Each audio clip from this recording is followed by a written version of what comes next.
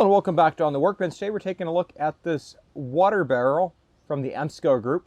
This was picked up recently from Menards, the big green box store. And a couple of things here to go over with you with this rain barrel. This is a 50-gallon rain barrel. This is a so-called whiskey style rain barrel. And this out of the package comes with the faucet that you see there. It's brass, a cap at the bottom for draining it in winter. And you'll also see in terms of my setup here that I've got some landscape blocks to have this up so I can get a watering can, really of my wife's choice, to get under there to be able to get the water out. And it's just going to be important to have that all nice and secure and level. And a couple other little modifications here with this. I also added a rubber mat underneath it just to ensure that the bottom of the barrel sits flat and then water can drain. If there is any other rain that gets around, it can drain out from there. Coming up top on this barrel here, this comes with the hardware for the drainage, but it does not come with hardware to fill it. So what I've got here is what's called a spa hose that goes through a 3/4 inch barbed connection. And you actually will need a 3/4 inch hole saw to drill the hole into the barrel there. This can be done on either the left side or the right side or from the top for being able to fill it. And at the other end, I've got another barbed connection into my diverter. This does not come with a diverter. And I feel like this is kind of the weird part for these rain barrels, because some of those are far better designs than others. And in most of the ones I've looked at, their ability to be winterized is, I'll say, substantially difficult or poorly designed for winter. And what I really liked about this one, I'll put a link below to this one on Amazon, is that this actually has a garden hose thread on the side. So in the wintertime, I can unscrew this, then just screw on a standard hose cap to be able to winterize it. And then up top, there's a spot here where I can add some flowers and a little bit of soil. And then I'll get rid of this little strap here that came with it from the store. This little weep hole in the back, in case the soil gets a little too moist, it can drain some of that water out the back side. So here's a quick look at the foundation that I built for the water barrel. I picked up these Belgian paver blocks and laid them out in an overlapping pattern, and then used a little bit of landscape sealant caulk to be able to adhere them together. But first I made sure that they were absolutely level, because when the barrel is loaded with water, it must be level to have a firm foundation that will be secured. And now I'm going to seal up the holes that I drove the rebar with some silicone. Now I use the silicone to also adhere the rubber mat on top. That'll help deal with just some of these slight surface imperfections on these Belgian paving bricks.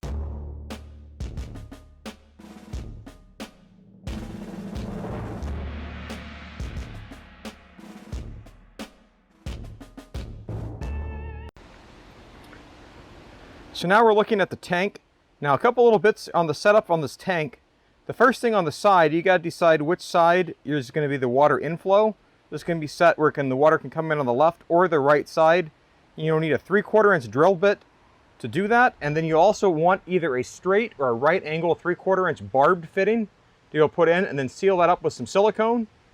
And then what I've got this going to is a piece of what's called spa tubing. And then this terminates here at a hose end. Oh, how that terminates is going to depend upon how the connection is at the gutter. And so you can set that up on either side. Remove the strap that's out of the back. That's just for shipping purposes to be able to contain the parts. Don't forget to install the faucet. That screws right on at the pipe thread. And then there's also the cap that screws on at the bottom. So there's going to be a little bit of water down here at the bottom. It's going to be kept there basically as a ballast, so it doesn't tip over whenever you go to turn on the faucet. Just kind of some way at the bottom to make sure it doesn't become top heavy or anything else that happens that's bad. Before winter comes, make sure you remove the bottom cap and drain this. You do not want to leave this full of water in the winter before freeze thaw happens. Something else to pay attention to, you can see when I put this in, I slightly over tightened the faucet handle and I cracked that plastic a little bit.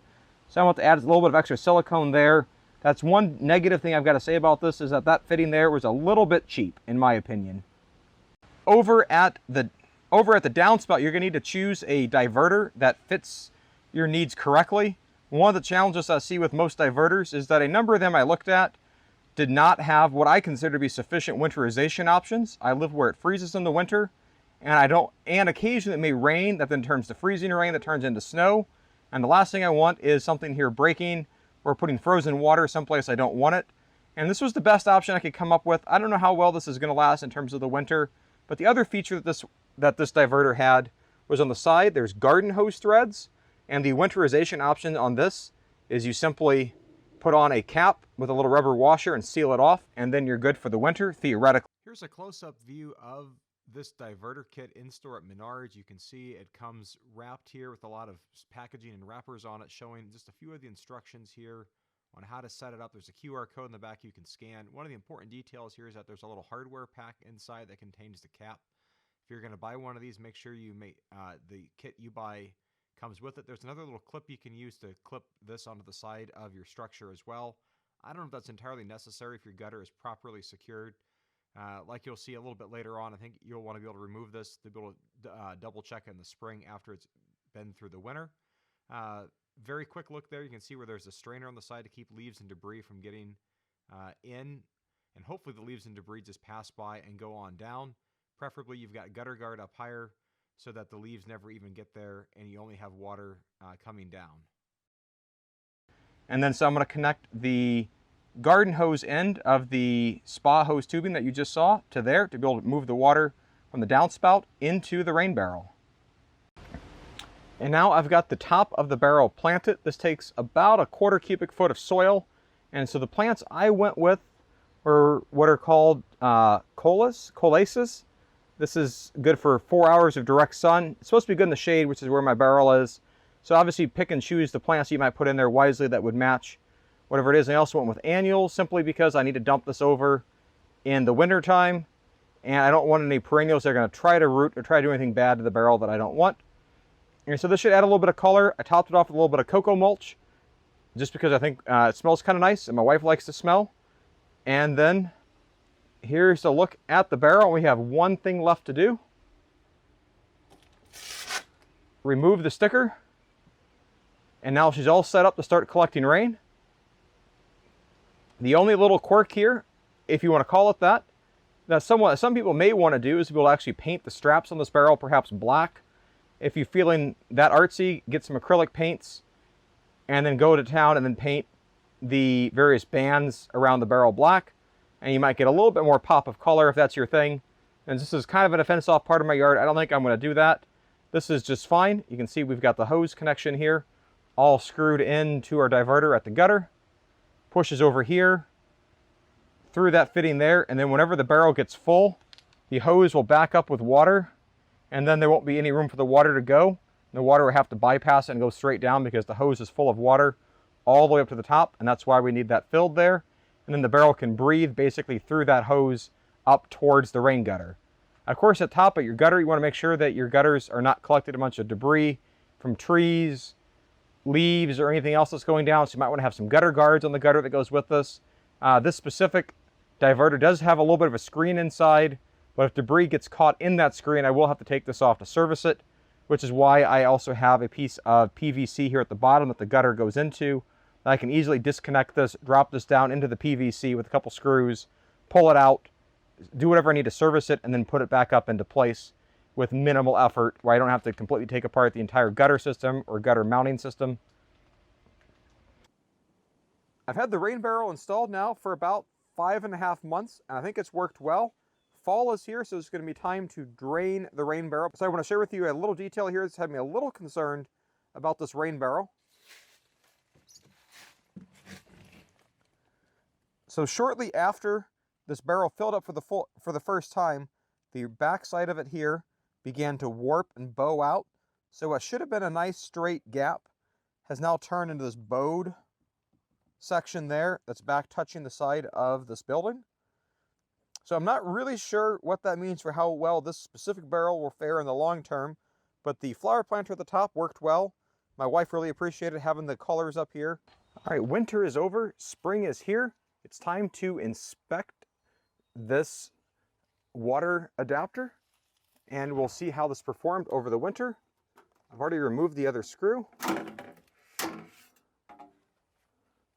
now let's see what we've got in terms of debris. Just some leaves, but it looks like this made it through the winter just fine. There's a little bit of residual rainwater still trapped in there that I think when I open up this cap, it will probably drain right out.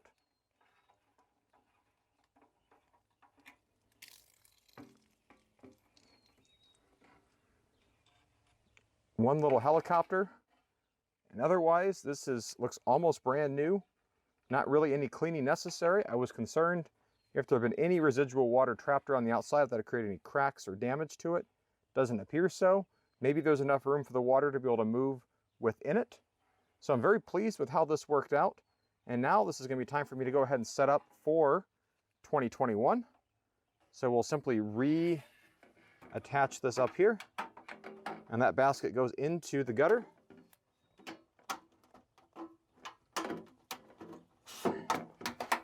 Like that.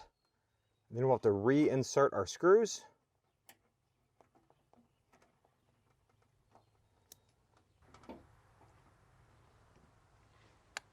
And now we'll reattach our spa hose on this garden thread fitting here.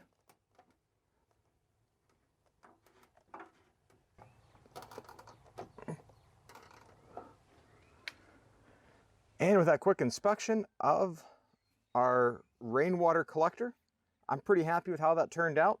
That's worked far better than I expected. And now my rain barrel is all set for use this year.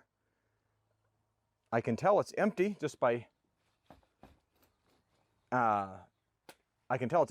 shaking it around a bit. I drained it out last year before I put everything away for the winter.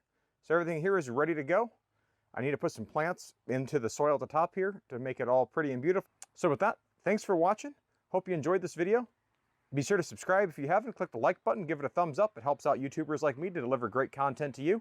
Thanks for watching and have a great day. Bye.